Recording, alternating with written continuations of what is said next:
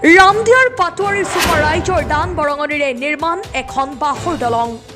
কাণসাৰ নাই বিধায়িকা সুমন হৰিপ্ৰিয়াৰ। ৰামদিয়া পাটোৱাৰী চুপা শিৱ মন্দিৰ সংযোগী যানত বাঁহৰ দলঙেৰে যাতায়াত ৰাইজৰ। পাটোৱাৰী চুপাৰ প্ৰায় 400 পৰিয়ালৰ লোকে দান বৰঙণি তুলি যাতায়াতৰ বাবে এখন বাঁহৰ দলং সাজি লৈছে।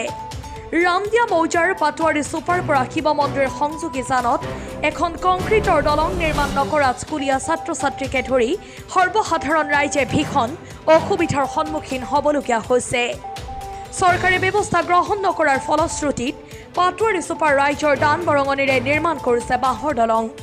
এখন স্থায়ী কংক্ৰিটৰ দলং নিৰ্মাণ কৰিবলৈ ৰাইজে মুখ্যমন্ত্ৰী ডক্টৰ হিমন্ত বিশ্ব শৰ্মাৰ ওচৰত দাবী জনাইছে। হাজোৰ পৰা কমলাকান্ত দাসৰ ৰিপৰ্ট, বটদ্ৰা লাইভ। মুখ্যমন্ত্ৰী হেমন্ত বিশ্ব শৰ্মা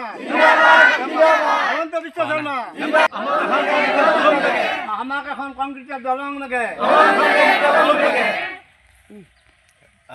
আমাক কংক্ৰিট দলং লাগে। আমি ৰামদিয়া মৌজাৰ অন্তৰ্গত পাটোৱাৰী চুপাৰ এইসকল বাসিন্দা হওঁ। আমাৰ চুবুৰীত প্ৰায় 150 ঘৰমান গিৰি আমি বাস কৰোঁ। ইয়াৰে যিসকল গিৰি আমি বাস কৰোঁ সিহঁতসকলে মানে বস্তুবিলাক সৰু সৰু ঠেক। সেয়েহে আমাৰ চুবুৰীৰ দক্ষিণ দিশত এটা জান আছে। এই জানটোৰ কাৰণে মানুহবিলাক উঠি আহিব পৰা নাই। তাতে আমি ৰাইজে লগ লাগি এখন বাঁহৰ দলঙৰ ব্যৱস্থা কৰিছোঁ যাতে মানুহবিলাক ইটোৰ পৰা আহিব পাৰে। জানটোৰ ইটোপাৰৰ পৰা আমি প্ৰায় 20 ঘৰমান মানুহ আমি বাস কৰোঁ। আৰু লগতে এইটো ৰাস্তাৰ মূৰত প্ৰায় ডেফোডিল নামেৰে এখন ইংলিছ মিডিয়াম স্কুল আছে। তাতে ল'ৰা ছোৱালীবিলাক আমাৰ এই চুবুৰীৰ ল'ৰা ছোৱালী ভালেখিনি সংখ্যক পঢ়ে, কিন্তু অহা যোৱাৰ কাৰণে বিশেষ অসুবিধা হয়। সেয়েহে আমি মুখ্যমন্ত্ৰী মহোদয়ক অনুৰোধ জনাওঁ যে অতি সোনকালে এখন কংক্ৰিটৰ দলঙৰ ব্যৱস্থা কৰি আমাৰ চুবুৰীৰ যিসকল বাসিন্দা আছে তেওঁলোকৰ উপকাৰ কৰাৰ লগতে আমাৰ যিসকল ল'ৰা ছোৱালী আছে পঢ়াৰ কাৰণে ডেপুটি স্কুললৈ যোৱাৰ কাৰণে সুব্যৱস্থা কৰে যেন। এই মহোদয়ৰ ওচৰত মোৰ গুহাৰি। আজি প্ৰায় ইয়াতে চুবুৰীত বাস কৰা প্ৰায় 100-150 বছৰ হ'ল। ইয়াৰে মানুহখিনি ক্ৰমান্বয়ে আমাৰ এই দলঙৰ ইটো পাৰে অৰ্থাৎ জানটোৰ ইটো পাৰে বাস কৰি আছে। প্ৰায় বাস কৰি থকা আজি প্ৰায় 15-20 বছৰ হৈ গ'ল। তেওঁলোকৰ অহা যোৱাৰ কাৰণে বাৰিষা হ'লে বিশেষ অসুবিধা হয়, নাৱেৰে অহা যোৱা কৰিব লগা হয়। সেয়েহে আমি অতি শীঘ্ৰে এখন দলঙৰ ব্যৱস্থা কৰাৰ বাবে আমি অনুৰোধ জনাইছোঁ।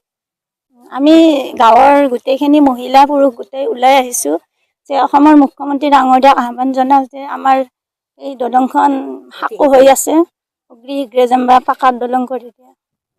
তেওঁতো আমাৰ বেলেগ একো সুবিধা দিয়া নাই ৰাইজক। যি আমি গোটেই গাঁৱৰ 150মান মানুহ পইচা তুলি কিনে এনেকৈ বাঁহৰ দলংখন বনাই লৈছোঁ। আৰু ল'ৰা ছোৱালীবিলাকৰ অসুবিধা হয়, আমাৰো অসুবিধা হয়, গৰু ছাগলী দিব আহিব অসুবিধা হয়, চব ফালৰ পৰা অসুবিধা হয়। আৰু সেইটো কাৰণে বনাই লৈছোঁ। অনুৰোধ মানে সেনেকৈ জনাইছিলোঁ আগতে। তেওঁলোকেতো হয় বুলিয়ে কয়, প্ৰত্যেক বছৰে কয় যে আমি এইটো দিম, হ'ব। আহিছে তেওঁতো কৈ গৈছে যে এখন দিম বুলিয়ে কৈ গৈছে। আস্থাটো দি যায় আৰু হোৱা নাই। তাৰপিছত কালভাৰ দিম বুলিও কৈছিল, সেইটো হোৱা নাই। এইফালে এটা খাল আছে সেইটোও মাৰি দিম বুলি কৈছিল, সেইটোও দিয়া নাই। মানে একো সুবিধা হোৱা নাই। আৰু তেওঁ আৰু মুখতে কৈ যায় আৰু যেতিয়া ভোটটো আহিব তেতিয়া আমাক কৈ যায় আৰু আমি ভোটটো দিওঁ, বাস্তৱত হোৱা নাই। এইখিনি ৰামদিয়া পাটোৱাৰী চুপা। বহুত দিন হ'ল, আজি প্ৰায় যিমান দিন আমাৰ গাঁৱৰ বাসিন্দাসকলে বাসতি কৰিছে তেতিয়াৰ পৰাই জানটো আছে।